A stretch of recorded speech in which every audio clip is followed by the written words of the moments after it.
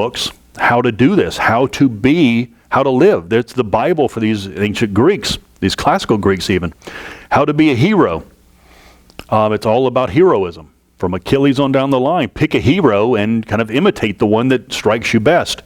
You want to fight for honor. You definitely want to fight. These are warlike people, and you'll want to fight. You need to fight. You have to fight if you're a Greek, and you're fighting for your honor, your family's honor, your personal honor, and it teaches you how to fight. It also talks about the intervention of the gods. The gods intervene. Every other chapter is about the gods. Half the chapters are about men, half the chapters are about gods, and so the gods intervene, and they can't get away from fate. And so they pick their favorites. For some reason, a human will impress them, and then the gods are very human-like in their likes and dislikes and their petty differences. But there are some lessons. If you're a Greek reading these books, you would get some lessons. The main lesson is to use your brain. It turns out that the Greeks use their brain, and the gods like this. You can actually outwit the gods occasionally. If you're smart enough and strong enough, then you can actually defy the gods occasionally. The gods do punish. They do get angry occasionally and will punish a human here and there. And the worst thing you can do in the book and in any Greek story is to show too much pride. You want to have pride and you want to be boastful to a certain extent. But if you start thinking you're a god and you can't be harmed, we call this hubris, the Greek word hubris, and the gods are certain to punish you when you've crossed that line. Hubris. And anyway, though the Mycenaean finds seem to fit the books, the Iliad and the Odyssey, and then they collapse. Again, we kind of know this one. This is kind of understood what happened to them. The Mycenaean collapse occurs around 1200, and it'll be done by 1100 BC, and it's because of these Indo-Europeans. This is the age of those Indo-European, the Iron Age people migrating into Europe, into the Mediterranean. The Greeks called them Dorians. They actually have records of it, that the Dorians are showing up. These Iron Age outsider people are showing up, and they can't be stopped. Which helps us to understand how bad these people must have been, these Dorians must have been, if the Mycenaeans are so warlike that they can't stop the Dorians. And Greece goes into a dark age. The arrival of the Dorians ends the Mycenaean civilization, as the Mycenaeans now are fighting for their very existence and their very lives. Writing disappears. It goes into a dark age. Civilization ends. The people don't die, but civilization ends. But the legends remain, the legends of Troy, the Trojan War, and men like Achilles and Hector. We think they probably lived. These weren't just made up people. They probably were real people. And then over time, the stories make them godlike and embellish the story of Troy. For instance, a 9-year siege or a 10-year siege what probably is just 9 months maybe, or maybe 9 weeks becomes 9 or 10 years.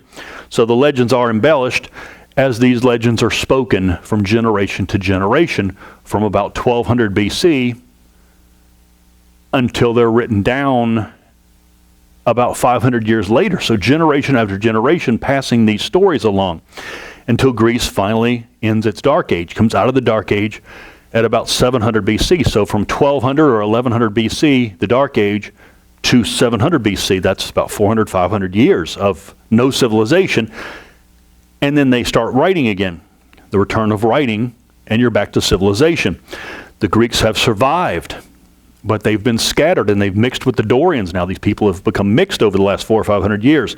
The Greeks have survived but have scattered out. Some of their cities don't exist, like Mycenaean didn't exist anymore. Some of the cities still existed.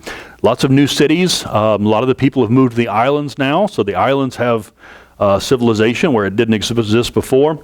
A lot of people have moved to Ionia, from Greek mainland over to Turkey. The Turkish coast is called Ionia.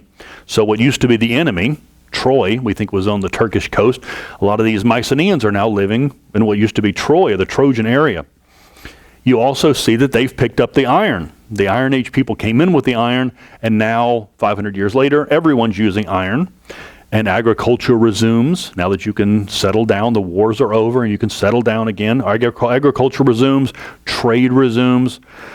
And when they start trading, and when writing returns, you start seeing Phoenician, the Phoenician style of writing. The Greeks have met the Phoenicians, seen the writing, and now this becomes their writing, getting rid of maybe linear B, and now coming into the Phoenician alphabet. And we know that the Greeks will adopt it and then change it. Will add the idea of vowels to make it more precise for their needs. And their Greeks, these new Greeks, these classical Greeks we call them now, will write down. Now that they can write again, they will write down their myths and legends. And the most famous is the legend of Troy. So 700 BC, that's when the report is that a blind poet named Homer writes this down. Now, the most obvious answer would be that someone wrote it down for him. Maybe Homer was a bard, a blind storyteller, but he's told the story so well that his name gets put on it. And that's when the Iliad gets written down, the story of the war against Troy.